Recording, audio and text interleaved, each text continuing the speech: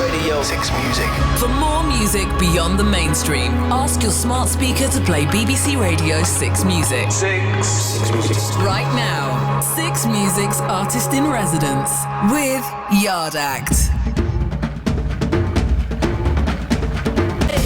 Yeah, we are many weathers apart. Hey, this is Ryan from Yard Act, and this is the 6th instalment of our 6 Music Artist in Residence series. We've got together and created 8 shows for 6 Music, all chock full of the music and the artists who've influenced our sound and our lives.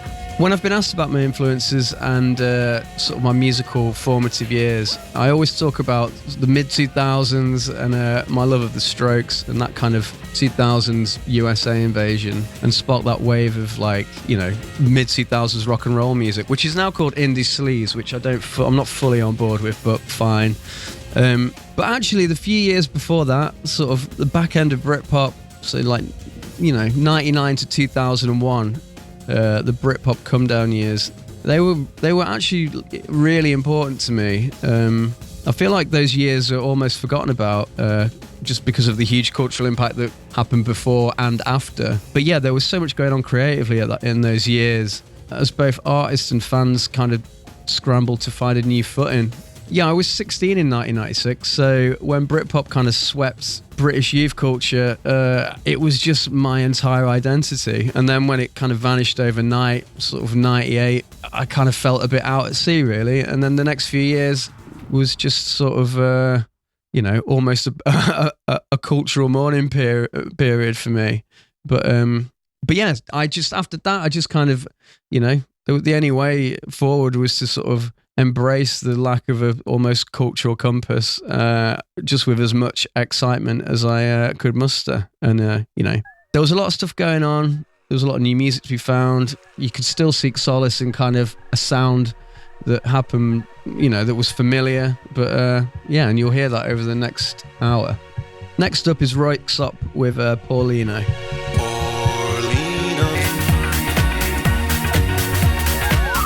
I'm going to attempt to navigate this hour kind of chronologically. I'm not really someone who, I mean, it might not sound like it, I'm not someone who yearns for the past, but it has been nice thinking back upon these years. It was kind of pre-streaming services, and yeah, discovering new artists kind of took a bit more commitment to the cause than it does now. That was scouring music magazines, following record labels, being on mailing lists, collaborations that artists have done with other artists. You know, you had to kind of be a bit more invested than you do now.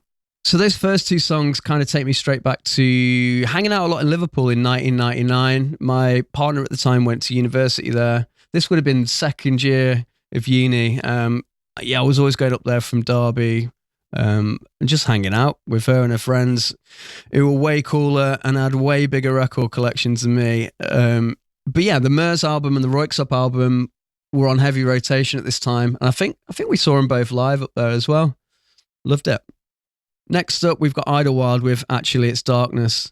Yeah, this one is, yeah, this was, you know, it had a very familiar sound, although it was kind of a bit more American influence, but yeah, I remember this coming out and blowing me away, really. You thought the fire could protect you from it. That was Round the Bend by the Beater Band. I absolutely loved the Beater Band when they came out. They sounded weird and exciting and new. They kind of had that kind of songwritery thing, but then chopped up with hip-hop elements and electronic. Steve Mason I've followed ever since those days. Yeah, they're great. And they've been, I think you can hear the Beater Band influence on Yard Acts in some of the production methods, definitely. This is Doves with Here It Comes. This was on a Enemy cover mount CD, freebie, that were pretty popular at the time. It would have had a name and I can't remember what it was, and I can't find it online. Yeah, if anyone knows, drop us a line.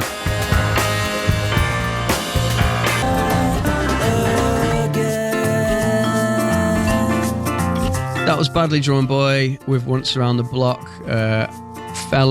Fellow Mancunians with Doves there, and friends, I think. But yeah, I first heard that song with my oldest friend Chris Jones. We were in the Blue Note in Derby, which was kind of the last. I don't think it's still there, but it was the last indie club of the time. But yeah, we just heard it and we were dancing, and I just, you know, when you get that thing in your head, like, I need to own this record. And I went to ask the DJ and he showed me what it was. And then I just couldn't find it anywhere. I spent the next 6 months looking for it. And I eventually found it in Manchester in Piccadilly Records. And I became obsessed with that record and a lot of Badly Drawn Boys kind of side projects, and especially the record label Twisted Nerve, which was Andy Votel's label.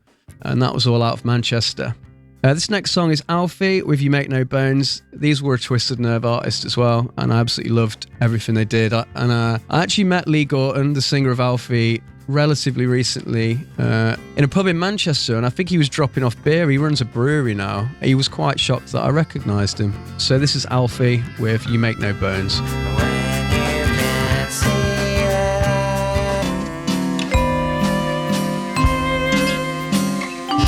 That was I Love Buses and Girls by Dakota Oak. Another part of the Twisted Nerve stable. Brilliant label. I urge anyone to look that record label up. Yeah, R.I.P. Dave Tyack. Genius. This is Ryan from Yard Act, and this is the 6th instalment of our 6 Music Artist in Residence series. And I'm focusing on music from the Britpop Comedown era, 1999 to 2001-ish.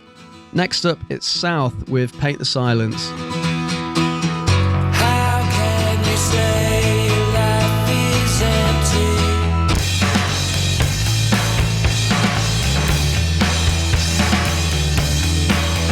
That was South with Paint the Silence. I got into South through this was a time when I was kind of just following labels, really, like nerding out. So I went from Twisted Nerve through Badly Drawn Boy. This was on the Mowax label, which was James Lavelle's label. And then, this was just another artist on there. I don't think it was huge at the time, but I just really liked this record and song. Next up, it's Broadcast with Come On, Let's Go. Yeah, Jay put this song in his playlist, and James said that neither of us should play it because it was too obvious of a song. But, you know, as I said before, I love bangers. James is just trying to be cool. This song is incredible. Jay gave me free reign, and he chose a different song. But so I've won that one. So this is Broadcast with Come On, Let's Go. You won't find it by yourself.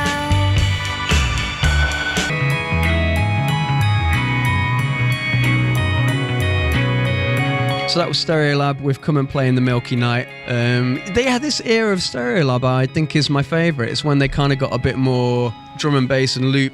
Oh, it's kind of the back end of their drum and bass loopy electro-y era rather than all the sort of more twee-ish French sounding stuff that they did at the start. I mean, you can't play Broadcast without playing Stereolab as well. Next up, it's Terris with Fabricated Lunacy. I saw these, again, back to Liverpool. I saw this band in Liverpool on a co-headline tour. Coldplay supported them, actually. Terris were kind of heralded by the Enemy in particular as being the saviours of rock and roll. And that didn't happen, but the album's great. And this was a big single off it.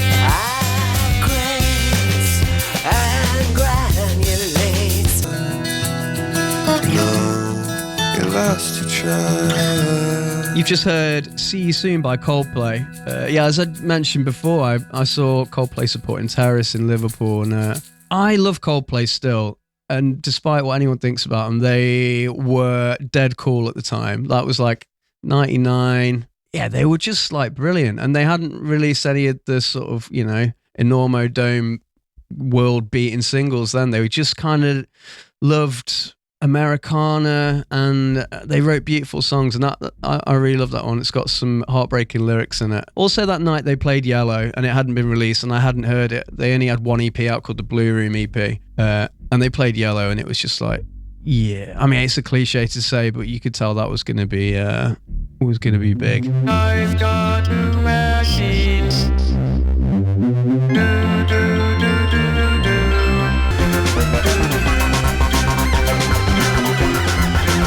Just heard Add Into X with Plug Me In. I didn't get this band for years and years and years because they're pretty bonkers.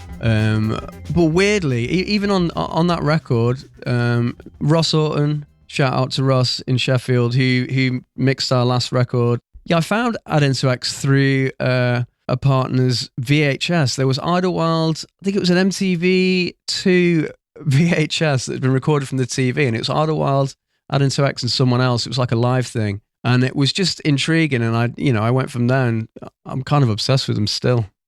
This has been the 6th episode of 6 Music Artists in Residence with Ryan from Yard Acts. Over the past hour, I've been focusing on music from, I guess, what I'd call the Britpop Comedown era. That's like 99 to 2001. A few years that I've found to be difficult, but ultimately hugely influential to the music that I've been making. Don't forget to listen back on BBC Sounds if you've missed any of our shows. Just search 6 Music Artist in Residence. My final track is the legendary Mike Skinner with The Streets, and the song is called It's Too Late. People might nitpick about this because the album came out in 2002, but this was actually, I think it was a B-side to Weak Become Heroes, so I heard it in 2001, so it counts. But yeah, I think by the time stuff like The Streets and Roots Maneuver, kind of 2001 into 2002, but it kind of felt like I knew where I was, and kind of music for me felt back on an even keel, and it was a lot different to what I was into before. And I feel like these 2 years I really broadened my horizons and opened my ears a lot more to a lot of different genres. This is The Streets with It's Too Late. I'll catch you later.